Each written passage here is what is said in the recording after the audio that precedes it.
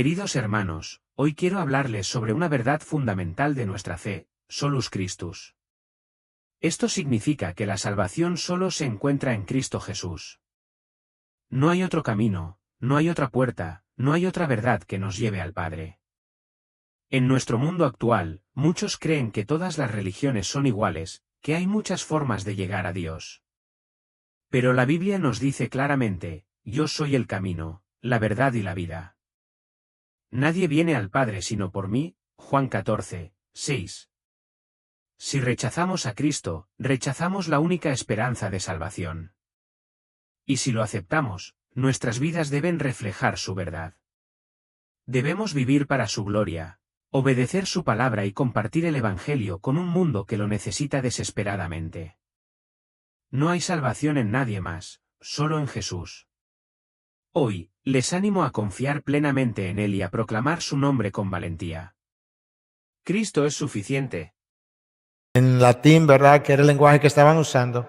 Es una doctrina que todos entendemos que es así, sin embargo, no necesariamente todos entendemos correctamente por qué es así, y no todos lo podemos articular, la enseñanza o la defensa de la manera más apropiada. Y eso es lo que vamos a tratar de ilustrar esta noche. Si hay algo que es parte del espíritu de nuestra época en el día de hoy, es el espíritu de inclusivismo. Si hay algo que genera reacción en la sociedad hoy en día, es cada vez que nosotros decimos que tenemos la verdad, o cada vez que decimos que Cristo es el único camino. Y hay algo fundamental que la gente no entiende, lamentablemente, y es que la verdad es exclusiva, no importa en qué ámbito del saber yo esté hablando. Cada vez que tú hablas la verdad, todas las demás posiciones quedan excluidas inmediatamente.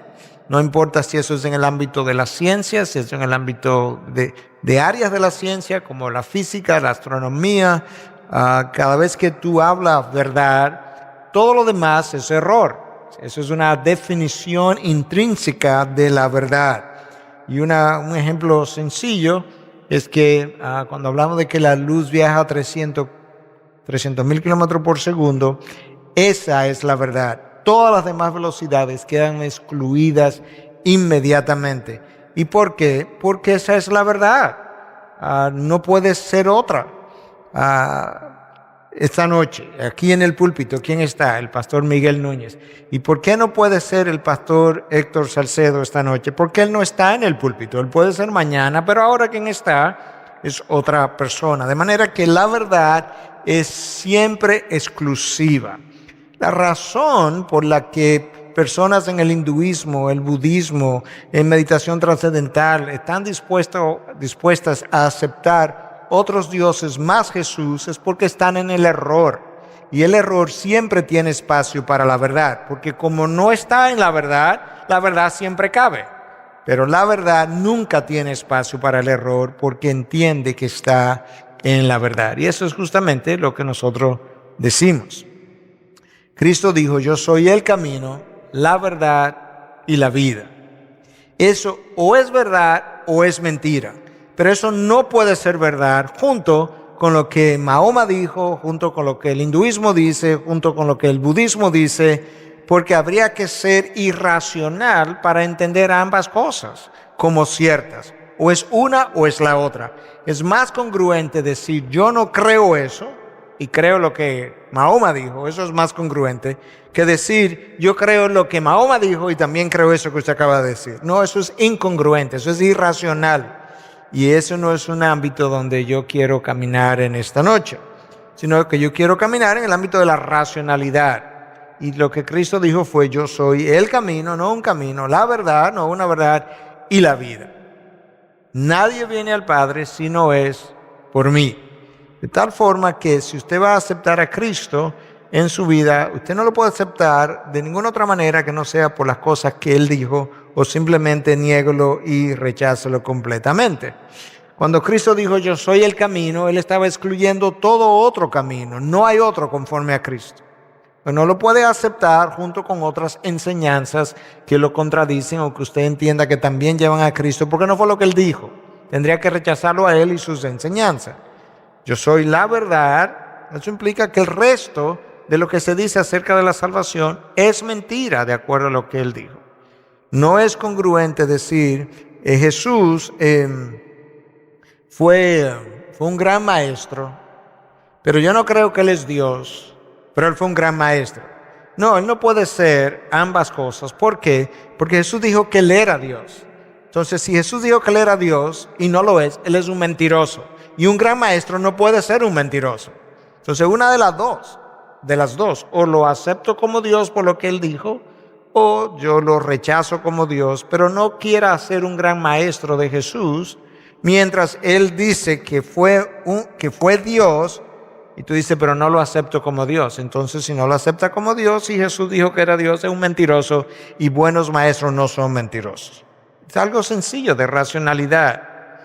Y la vida, lo que implica que cualquier otro camino o fuera de él no hay vida sino muerte.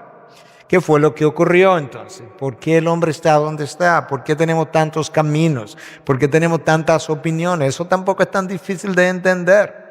Adán y Eva fueron creados por Dios y en ese momento tuvieron una relación estrecha, íntima con Dios. Adán cae y Adán pierde el camino. Adán pierde la relación que tenía con Dios. Y no solamente perdió la relación, perdió el camino de regreso. Y es ilustrado en la palabra de Dios, o es mencionado como Dios pone incluso un querubín que impedía la entrada, el regreso. Dios los expulsa de su presencia y Dios pone un querubín que impide el regreso de ellos a lo que era antes su morada, el jardín del Edén. ¿Qué hace el hombre a partir de ahí? ¿Qué hacen los descendientes de Adán a partir de ahí? Comienzan a idear sus propios caminos de llegada, de regreso a Dios.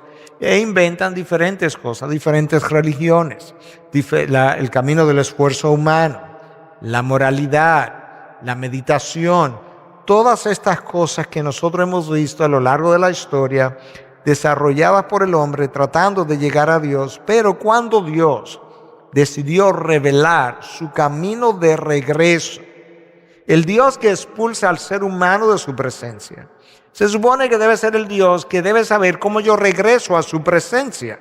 Uno, porque es Dios. Y dos, porque Él fue quien me expulsó de allí. Tres, Él sabe dónde está. Cuatro, Él sabe entonces cómo llegar. El ser humano no quiso entonces hacerle caso a la revelación de Dios y comenzó a crear su propia revelación o descripción de cómo yo llego a Dios. Y entonces ese es el surgimiento natural de todos los demás caminos que tratan de llegar a Dios. Pero Cristo, de manera categórica, como lo vamos a ver en un momento, afirmó lo que esos otros caminos y maestros representan. En una ocasión se cuenta, es una historia, una quizás leyenda, pero es una buena ilustración de cómo son las cosas. Se cuenta en una ocasión que un viajero quería conocer el desierto, viajar a lo largo del desierto. Y él contrató entonces un guía para atravesar el desierto. Y entonces el guía le dice, ok, pues vamos. Y cuando llegan al desierto, es la ilustración, aquí comienza el desierto, ¿verdad? De ahí en adelante la arena. El viajero dice, ¿y el camino dónde está? Y el guía lo mira y le dice, yo soy el camino. O sea, no hay camino en el desierto. ¿Cuál camino? ¿Dónde hay camino en el desierto? Es todo arena. Tú haces un camino hoy y en la noche la brisa levanta la arena y te lo cubre, mañana no hay camino. Sin embargo, hay gente que sabe caminar en el desierto, literalmente. Y él le dice, ¿tú quieres ver un camino? Yo soy el camino. Pues nosotros nos perdimos en el mundo y el hombre anda buscando un camino y Cristo vino y dice, ¿tú quieres saber cuál es el camino? Yo soy el camino. Ven y sígueme. Y el hombre ha dicho, no, así no. Yo entonces voy a hacer mi propio camino en el desierto. Y Cristo dice, bueno, pues entonces haz tu propio camino. Y eso es lo que el hombre ha estado tratando de hacer a lo largo de los años, de crear su propio camino para llegar a Dios. Cristo, de manera categórica, Él se define con diferentes palabras en diferentes momentos. Yo soy el camino que tú tienes que seguir, no hay otro. Yo soy el camino, la verdad, yo soy la verdad que tú tienes que creer. Fuera de mí, lo que hay es mentira. Todo lo que es contrario a lo que yo enseño, a lo que yo soy, lo que yo represento, es una mentira. Y el padre de todo eso no es otro que no sea Satanás. Él es la vida en la que la vida que yo tengo que vivir. Cristo se definió de múltiples formas con los famosos yo soy el buen pastor, yo soy la vid. Pero hubo un momento en que Él se definió como la puerta de entrada al reino de los cielos. E incluso habló de aquellos que han tratado de entrar por otras puertas, otros maestros, otras religiones, otros caminos. Y Él no fue muy diplomático cuando se refirió a esos otros caminos. Escucha lo que Cristo dice en Juan 10, comenzando en el versículo 1. En verdad os digo, esto es importante. Cada vez que Cristo decía en verdad, en el contexto hebreo estaba diciendo, presten atención, que lo que viene es importante.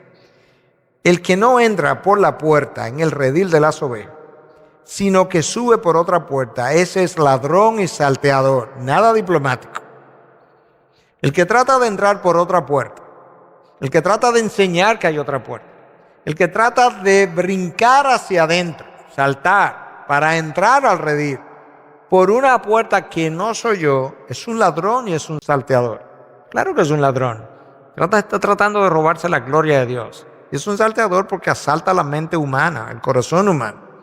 Pero, hay un pero aquí que es importante. El que entra por la puerta es el pastor de las ovejas. Él no brinca, él entra por la puerta. A este le abre el portero y las ovejas oyen su voz. Llama a sus ovejas por nombre y las conduce afuera. Cuando saca todas las ovejas, va delante de ellas y las ovejas lo siguen porque conocen su voz. La idea es que el pastor ha llegado, ha dejado el redil con un portero y entonces el portero reconoce al pastor, le da paso. Cuando él entra al redil, él le habla a las ovejas conocen su voz y le siguen. Eso es literalmente como pasa según aquellos que crían ovejas. En Israel se cuenta, porque yo nunca he estado en Israel, pero no he visto esto que voy a contar, que en un campo abierto se pueden juntar cientos de ovejas que pertenecen a 4, 5, 6, 7, 8 pastores distintos. Y están todas mezcladas. Y entonces ahora tienen que separarse. Y lo que los pastores hacen es que en un momento dado él comienza a caminar en una dirección y él comienza a hablar. Y sus ovejas reconocen su voz y esas ovejas siguen a ese pastor.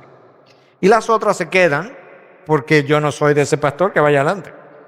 Esa no es la voz que yo reconozco. Y entonces el otro pastor comienza a hablar y se mueve en otra dirección y las ovejas reconocen su voz y le siguen.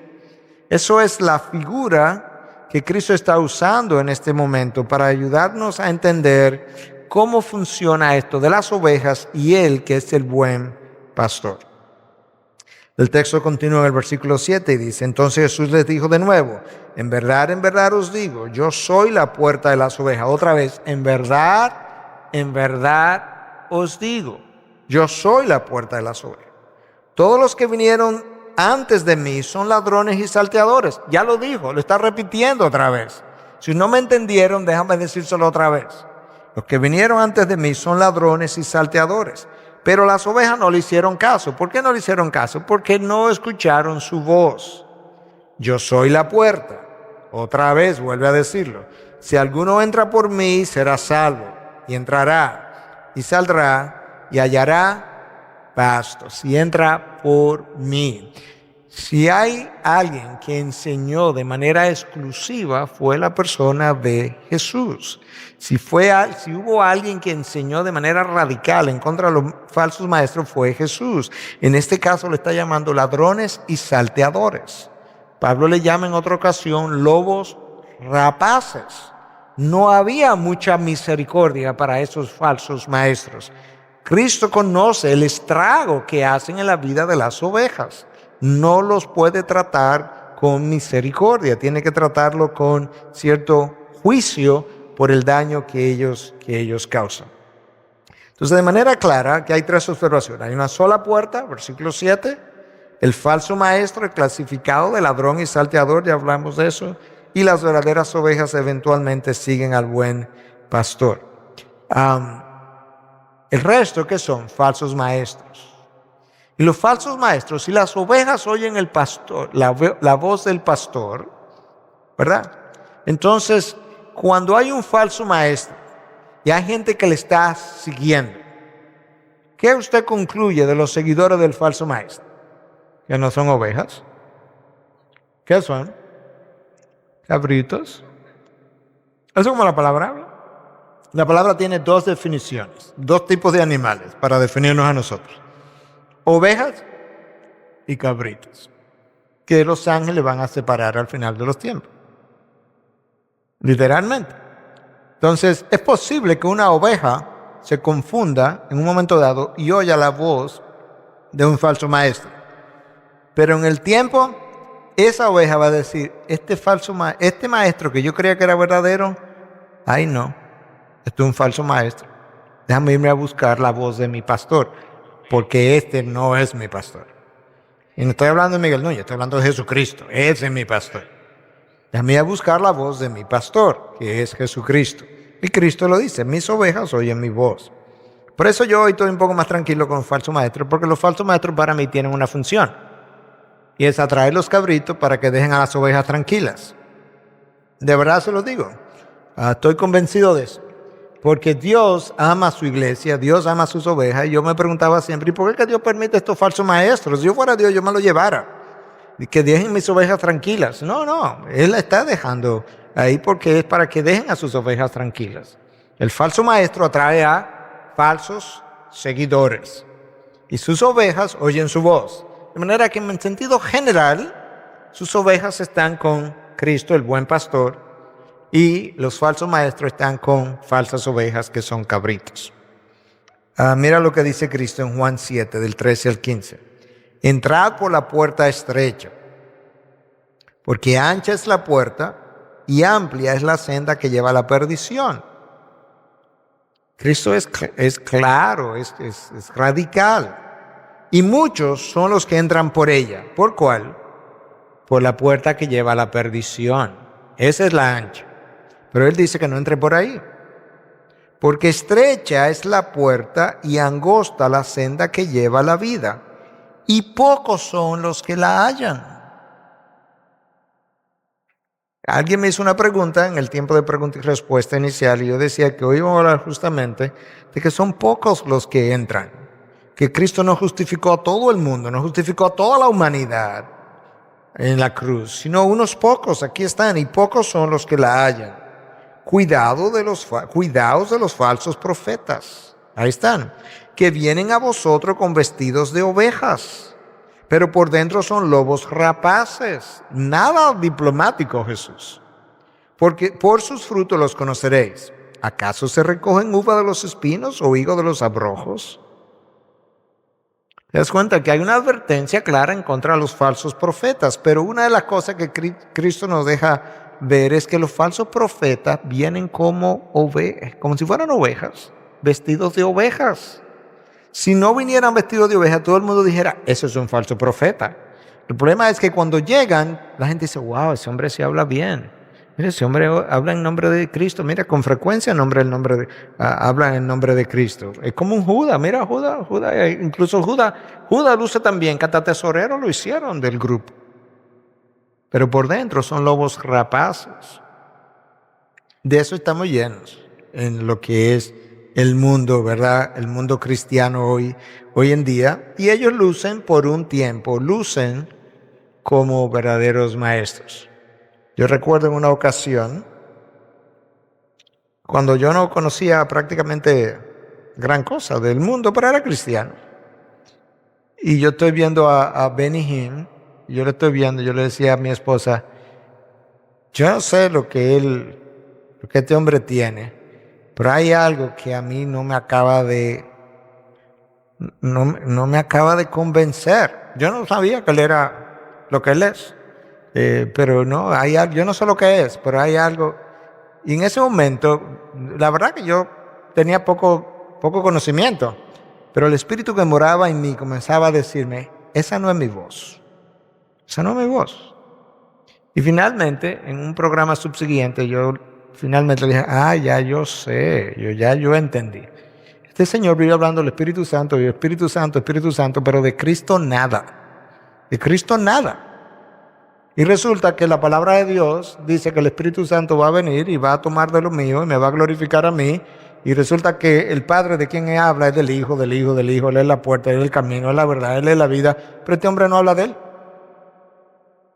Entonces comencé a entender. Y una de las cosas que caracteriza a los falsos profetas es que no hablan mucho de Cristo y cuando lo hablan lo distorsionan. Y eso es una de las cosas capitales. Nosotros no podemos, yo decía esto la semana pasada, nosotros no podemos insistir en que no, lo que tenemos que ver, lo que tenemos en común con el católico, lo que tenemos en común con los budistas, lo que tenemos en común con los hinduistas. No, porque si es por lo común, todo el mundo va para el cielo. Nosotros tenemos que ver lo que tenemos de exclusivo con Cristo. Cristo es la piedra de tropiezo. Y en Cristo es que tropiezan todas las demás religiones. Cuando tú tomas a Cristo como el filtro, ahí que tropieza la iglesia de Roma, porque Cristo solo no te salva, sino que Cristo más la corredentora María, es Cristo más las obras, es Cristo más las oraciones de los santos, es Cristo más la penitencia, es Cristo más las misas, es Cristo, ya chocaron en la piedra. Si el que va a los mormones, vamos a ponerlo otra vez de Cristo. Bueno, Cristo es un profeta, pero no es hijo de Dios, no es Dios. Bueno, ya chocaron, ya se quedaron en el embudo. Si te va con los musulmanes por igual, Cristo fue uno de los 124 profetas que han venido, pero Mahoma es el último y el mejor de los profetas, el más grande. Ya se quedaron en el colador. Cristo es el colador. Tú me dices que tú crees de Cristo y yo te digo el resto de lo que pasa. La puerta amplia, ¿cuál es? Bueno, dice que la puerta que lleva a la perdición, ¿ok? Pero ¿cómo yo sé cuál es esa puerta? Bueno, tiene diferentes colores en el mundo de la enseñanza. Es el evangelio diluido, por un lado, en unos casos. Es el evangelio que dice que tú necesitas a Cristo más las obras para ser salvo. En otros casos, es Cristo más otros dioses. El hinduismo tiene potencialmente 300,000 y pico de divinidades. Y si tú le llevas a Cristo, ellos no tienen ningún problema en incluirte. Lo que no puede ser exclusivo. Entonces te das cuenta que Cristo sigue siendo la piedra de tropiezo. Cristo más otros intermediarios. ¿Verdad? Y la iglesia de Roma ha hecho a María corredentora. Ya no es intercesora, corredentora. O sea, ella contribuye a la redención de nosotros, de acuerdo a sus nuevas enseñanzas. O un evangelio sin demandas, no tiene costo, tú no tienes que cambiar mucho. Que en realidad, mira, mi esposo es un hombre tan bueno que él le falta poco para convertirse, porque él no tiene que cambiar mucho y se convierte. Si hay algo que yo sé es que todo el mundo tiene mucho que cambiar si se convierte, porque es de la noche a la luz, de la oscuridad, de las tinieblas a la luz, literalmente. De estar muerto, si usted piensa que un muerto no tiene que cambiar mucho, o sea, mira un muerto y mira un vivo al lado. Si usted dice, ese muerto no tiene que cambiar mucho, usted tiene problemas graves, porque es mucho lo que ese muerto tiene que cambiar para parecerse a este vivo, o para ser vivo. Y a veces otro evangelio. Como Pablo le dice a los Gálatas insensatos, ¿quién los engañó tan pronto? Que ahora es otra vez por las obras. Y le dice insensatos. Y le dice, aun si un ángel del cielo viene, o Benny Hinn, o Cash Luna, y le predica otro evangelio, que sea anatema. Hay una maldición pronunciada para aquellos que hablan en nombre de Cristo con otro evangelio. Porque ese no es el evangelio. El evangelio de la prosperidad es uno de esos evangelios apóstatas que nosotros hoy en día tenemos que reconocer y denunciar. De la misma manera, si hay falsos maestros, se supone que esos maestros tienen discípulos, ¿sí o no? ¿Y cómo se llaman? Falsos discípulos. Y están identificados en la palabra. Lo increíble de la palabra es lo claro que habla. Habla de falsos maestros, pero los falsos maestros no le enseñan al aire. Le enseñan a gente, a discípulos. y tienen falsos discípulos. Míralo aquí identificado, Mateo 7, 21 al 23. No todo el que me dice Señor, Señor entrará en el reino de los cielos. Ajá, y entonces ¿quién es el que va a entrar, Señor? Sino el que hace la voluntad de mi Padre, que está en los cielos. Muchos me dirán en aquel día, Señor, Señor, ¿no profetizamos en tu nombre? Y en tu nombre echamos fuera demonios, y en tu nombre hicimos muchos milagros. Y entonces les declararé, jamás os conocí. Apartaos de mí los que practicáis la iniquidad. De acuerdo a este texto, la obediencia es la marca del discípulo real. Pastor, ¿eso quiere decir entonces que después que usted se convierte jamás peca? No, yo no estoy diciendo eso. Pero lo que caracteriza mi vida no es una vida de pecado. Lo que caracteriza mi vida es una vida de obediencia y que en mi humanidad peco. Eso es mi característica. La gente no me conoce o no te conoce como un hombre pecador, aunque tú eres un hombre pecador, y diario incluso. Pero la gente te conoce como un hombre de santidad. Y entonces en tu humanidad tú pecas. Pero te caracteriza la obediencia.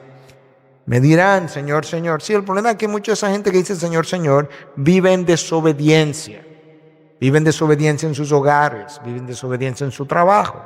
Viven haciendo subterfugio, viven evadiendo impuestos, tienen más de una mujer, tienen hijos en la calle, le viven quitando el dinero a las ovejas, viven de manera suntuosa, viven predicando una verdad que no es la verdad. Entonces Cristo dice, sí, ellos van a venir, pero yo les diré, jamás os conocí. El discipulado tiene un costo. Y muchas veces es el costo que no queremos predicar. Queremos simplemente predicar bendiciones, bendiciones, bendiciones. Y ese es el evangelio diluido. Ese es el evangelio que no me lleva a la salvación. Cristo dice claramente, otra vez, Juan 12, del 24 al 26, su frase famosa, en verdad os digo, si el grano de trigo no cae en tierra y muere, queda él solo. Pero si muere, produce mucho fruto. Se estaba refiriendo a él iba a morir, él iba a producir mucho fruto, pero escucha ahora, el que ama su vida, después que yo como grano caiga y dé mi vida por otros, y haya gente todavía que sigue amando su vida, tiene problemas. El que ama su vida la pierde, el que aborrece su vida en este mundo la conservará para vida eterna. Si alguno me sirve, que me siga, y donde yo estoy, allí también estará mi servidor. Si alguno me sirve, el Padre lo honrará. Nota como Cristo dice, el que ama su vida la pierde, y el que aborrece su vida en este mundo la conservará. Hay un costo. Pero yo decía a una hermana recientemente que el diccionario no es quien me puede definir los términos que la palabra usa, porque Cristo dice, el que aborrece su vida, sonaría como que yo tengo que odiarme a mí mismo. Y eso no es lo que Cristo está diciendo. Lo que Cristo está diciendo es que Él representa el reino de los cielos con todas sus bendiciones y promesas. El mundo tiene sus propias promesas. Mi carne quiere lo que el mundo quiere. Esa es mi vida, mi carne quiere eso. Entonces ahora yo voy a rechazar lo que el mundo me ofrece para abrazar todo lo que Cristo ofrece. Y en ese sentido estoy aborreciendo mi carne. Le estoy diciendo a mi carne, yo no quiero nada de lo que tú deseas porque no hay nada bueno en ti. Mi carne se puede deleitar en estas ofertas, pero yo he apreciado estas otras y estas son las que he abrazado. Entonces ahora yo estoy aborreciendo mi vida, la vida que llevaba, la vida que venía transitando. Y ahí está el costo del discipulado. ¿Cuál de vosotros, dijo Cristo, antes de comenzar a hacer un edificio, una casa, no se sienta primero y calcula el costo? Hay un costo. Y ese costo es justamente el abandono de aquellas cosas que el mundo nos ofrece y el abrazar aquellas cosas que Dios nos ofrece. Mira de qué manera Cristo habló de forma tan categórica con relación a su persona en diferentes pasajes. Esto es la salvación de acuerdo a Cristo. Mateo 11:28. Venid a mí, todos aquellos que estáis cargados y cansados, y yo os haré descansar. Pero nota la frase, venid a mí, sígueme. Mateo 8:22, 9:9, 19:21. No sigue un camino, no sigue a un Dios, sígueme a mí. El que cree en mí, Juan 7:38. El que permanece en mí y yo en él, ese da mucho fruto, porque separados de mí nada podéis hacer, Juan 15:5. El que cree en el Hijo, ese es Cristo, tiene vida eterna. Vida eterna no se encuentra en ninguna otra creencia que no sea el que cree en el Hijo. Pero el que no obedece al Hijo no verá la vida. El que no obedece al Hijo, el que no me obedece, no verá la vida, sino que la ira de Dios permanece sobre él. Podemos agregar ahí a Hechos 4:12, creo. En ningún otro nombre debajo del cielo hay salvación. En ningún otro nombre. No existe. Y ese reclamo de exclusividad es lo que la sociedad de hoy en día resiente cuando nosotros enarbolamos la bandera de la exclusividad. Ahora, como estamos hablando de Cristo de manera exclusiva, ¿verdad? Yo quiero compararlo con otros líderes mundiales para que nosotros podamos ver lo especial de nuestro líder principal y de nuestra puerta. Mahoma, dicen los musulmanes, que es el más grande de todos los profetas. El Corán dice que tú debes tener no más de 4 esposas. Mahoma tuvo 11 y muchas concubinas. Pero el permiso que él tenía era para 4. Compara eso con Cristo. Confucio estaba tan confundido que se divorció. Sócrates, dice la historia, que se sentía atraído por varones, para decirlo de manera diplomática. Buda decía que fundó una religión que establece que el hombre está atrapado en su egoísmo y que tú tienes que seguir 8 pasos para liberarte de tus deseos egoístas. Pero resulta que Buda abandonó a su esposa y a su hijo. ¿Tú quieres algo más egoísta que eso? Jesús no se casó, pero hizo del matrimonio algo sagrado. Y dijo a la separación, dijo, divorcio, no. A menos que sea por causa de adulterio. Ese no es el patrón que esta gente siguió en términos de cómo vivió. Jesús es un hombre único en la historia. Único en hombre como código de valores, cumplió a la ley a cabalidad. Nadie lo pudo acusar, ni sus enemigos pudieron demostrar su culpabilidad. Trataron, al final, aquí está el veredicto, dice Pilato que él no encuentra nada, dice Herodes que él no encuentra nada. El ladrón en la cruz le dice al otro, este hombre no ha hecho nada, nosotros estamos aquí porque hicimos lo mal hecho, pero este hombre no ha hecho nada. Y el centurión al pie de la cruz dice, verdaderamente este era el Hijo de Dios. Nadie puede encontrar culpabilidad con él. Es un hombre único en la historia. Yo soy el camino, la verdad y la vida.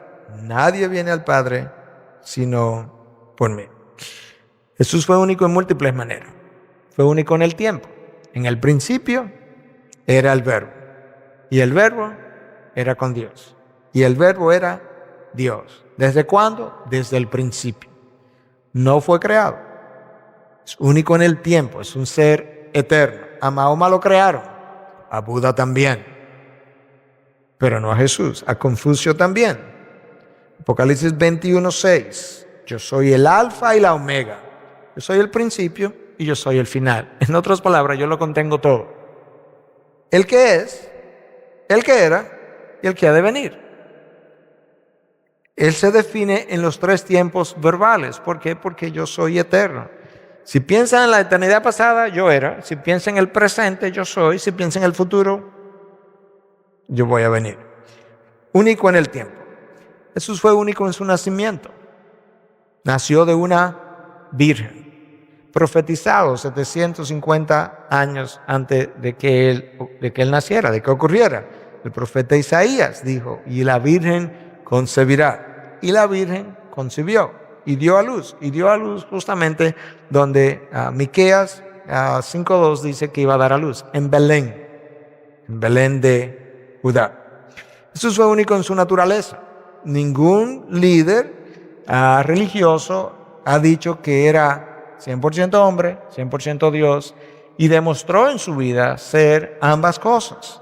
Demostró ser hombre cuando se encarnó, cuando nació de un ser humano, cuando sufrió hambre, cuando sufrió cansancio, cuando durmió, cuando comió, cuando lloró. Todas esas exhibió las características típicas de la humanidad pero a la vez exhibió la característica típica de la divinidad, cuando Él dice, a mí nadie me quita la vida, yo la pongo y la vuelvo a tomar, la pongo cuando yo quiera y la vuelvo a tomar cuando yo quiera, y la puse el viernes en la noche y la tomé el domingo en la mañana, cuando resucité. Único en su naturaleza, una naturaleza 100% hombre, 100% Dios. Jesús fue único en autoridad. Él mostró autoridad de múltiples maneras. Mostró autoridad al enseñar, mostró autoridad sobre los fenómenos naturales, calmó la tormenta, caminó sobre el mar, mostró autoridad sobre los demonios, mostró autoridad sobre los pecados. Jesús dejó evidencia de su autoridad absoluta en el mundo, una autoridad que fue luego ampliada incluso cuando Él, antes de ascender, le dice a los discípulos, toda autoridad me ha sido dada, por tanto, id y haced discípulos, en vista de lo plenipotenciario de mi autoridad, donde no hay un rincón del universo sobre el cual yo no ejerzo autoridad. Dado ese dominio absoluto, mi señorío completo sobre la creación, yo los envío a ser discípulos. Y cuando vayan a ser discípulos, bautícenlos en el nombre del Padre, del Hijo y del Espíritu Santo, y enséñenles a obedecer todo lo que os he enseñado, porque esto tiene que ver con mi señorío. Y tú o tienes todo mi señorío o no tienes nada, pero no es parcial. Por eso, enseñarle a obedecer todo lo que os he enseñado. Mira esta comparación de Jesús como maestro, hablando de la autoridad que tuvo al enseñar. Sócrates enseñó por 40 años, Platón por 50 años, Aristóteles por 40 años. Si tú lo sumas, te da 130 años. Jesús enseñó por 3. Y sin embargo, nadie ha tenido la influencia sobre la humanidad que Jesús ha tenido. Ni Sócrates, ni Platón, ni Aristóteles, ni ellos tres juntos, ni todos los líderes de la humanidad juntos. Tú lo puedes juntar a todos. Y nadie ha tenido la influencia sobre la humanidad que Cristo ha tenido. Porque la fe cristiana ha tenido una influencia en el área de la ciencia, ha tenido una influencia en el área de la educación, monumental. Ha tenido una influencia en el área de las sociedades y su estabilidad. No hay un área de la sociedad que ha tenido una influencia en las leyes, en los gobiernos. Tienes que leer la historia para verlo, pero no ha habido nada como la fe cristiana, y su nombre cristiana viene de Cristo, que haya cambiado, trastocado, transformado la sociedad como lo hizo Cristo, el personaje Cristo. Mira el reconocimiento de su autoridad al enseñar. Descendió a Capernaum, ciudad de Galilea, y les enseñaba en los días de reposo, y se admiraba de su enseñanza porque su mensaje era con autoridad. ¿Qué le dio autoridad a Jesús? ¿Qué le da autoridad a un hombre al enseñar? En el caso de Jesús en particular, ¿qué le dio su autoridad? No era simplemente que Él dijo que era Dios. Le dio su autoridad lo que salía de su ser, su mansedumbre, su sabiduría, el experticio al manejar las Escrituras, cómo conocía el Antiguo Testamento. Cómo conocía el corazón del hombre, cómo conocía el pecado del hombre, el dominio, bueno, ya mencioné de las Escrituras, la santidad de su ser. Todo eso, de una u otra forma, estaban convergiendo en una sola persona y se proyectaba hacia los demás y los otros decían, wow. En el caso del Sermón del Monte, cuando terminó, ¿qué dijo la gente? Este habla como uno que tiene autoridad y no como los escribas. Ellos distinguieron, hubo una diferencia entre la manera como los escribas hablaban, de una manera confusa para engañarte, para torcerte las cosas, y la manera como Jesús enseñaba. Entonces, ese sentido de autoridad nos lleva a nosotros a decir hoy que Él fue único en su autoridad al enseñar. Fue único en su santidad. Escucha lo que Confucio decía. Yo nunca dije ser santo. Y Cristo dijo, ¿quién me acusa de pecado? ¿Hay uno que me acusa de pecado? Pilato, ¿tú me acusas de pecado? No, yo no encuentro falta contigo. Herodes, ¿tú me acusas de pecado? No, te estoy devolviendo para donde Pilato porque no encuentro nada. El ladrón en la cruz, ¿ustedes encuentran algo conmigo? No, pues tú eres un santo. Y el centurión, no, pues tú eres el Hijo de Dios. ¿Quién me acusa de pecado? Nadie. ¿Quién quiere tirar la primera piedra? Nadie. Por lo menos nadie que honestamente quisiera pasar ese juicio. Mahoma dijo, si Dios no tiene misericordia de mí, no tengo esperanza. La esperanza estaba en Dios. Cristo dice, bueno, a menos que tú creas en mí, tú vas a morir en pecado. Lo dijo de otra manera, pero lo dijo. Entonces Cristo no está apelando a la misericordia de Dios porque Él es Dios. Entonces es único en su santidad, en la manera como Él representó a su Dios. Buda dijo, yo soy alguien en busca de la verdad. Y Cristo dijo, no, sigue buscándola, pero yo soy la verdad. Tú te puedes dar cuenta que no es simplemente que vivió distinto, es que habló distinto. Es que habló de una manera que no tiene comparación. Tú puedes comparar a Buda con Confucio, con Sócrates, con Platón, y tú encuentras su punto de comparación. Pero cuando tú llegas a Cristo, no hay punto de comparación. Una vez más, Buda está diciendo, yo estoy buscando la verdad, y Cristo dice, no. Claro, pues tú estás perdido, pero yo no, yo soy la verdad. Yo soy el camino, yo soy la vida. Jesús tuvo autoridad para perdonar pecados. Cuando Él le perdona los pecados al paralítico que le traen y se lo bajan por un techo que le abrieron un hoyo, ¿recuerdan eso? Y la gente dice, ¿quién es este que tiene autoridad o que se cree con autoridad para perdonar pecados? Él dice, bueno, ¿tú quieres que te diga quién es? ¿Qué es más fácil? ¿Decir tus pecados son perdonados o levántate y anda? Levántate, ve, corre y anda. Entonces ahora el paralítico sanado te dice quién es este que tiene autoridad para perdonar pecado. Este Dios que puede parar a un paralítico. Y eso es como Cristo demuestra su autoridad, no solamente para perdonar pecados, sino para sanar enfermedades, para levantar los muertos, como el caso de Lázaro. Una vez más, un hombre sin punto de referencia, sin punto de comparación, único en toda la historia. Jesús tuvo autoridad para expulsar demonios y la gente que estudia la antigüedad te dice, bueno, pero habían otros rabinos también que expulsaban demonios, sí, pero cuando le trajeron a uno que ni sus propios discípulos pusieron a expulsar a nadie, Cristo lo expulsó con una sola palabra. De hecho, los demonios lo veían y le decían, tú eres el Hijo de Dios, tú eres el Santo de Israel. Los demonios reconocían su autoridad. Cuando los discípulos todavía no le habían llamado a Él el Hijo de Dios, ya los demonios lo estaban llamando el Hijo de Dios. Reconocimiento de lo que Él era. De manera que su autoridad sobre el mundo de las tinieblas también fue demostrado. No hubo un área de la vida donde Él no demostrara su autoridad, no importa si era la vida, la muerte, los demonios, el mar, el viento, el pecado, cualquier otra cosa. Una vez más, mostró autoridad sobre la vida y la muerte. Cuando llegó a la higuera, la maldijo, pues se murió. Cuando llegó donde Lázaro, ya hediondo, como bien dice la palabra, ya tiene 4 días y hiede. Si usted dice, no, pero eso no importa, que remueve la piedra. Lázaro sale fuera y ahí viene Lázaro todo vendado y sale hacia afuera, mostrando autoridad sobre la muerte.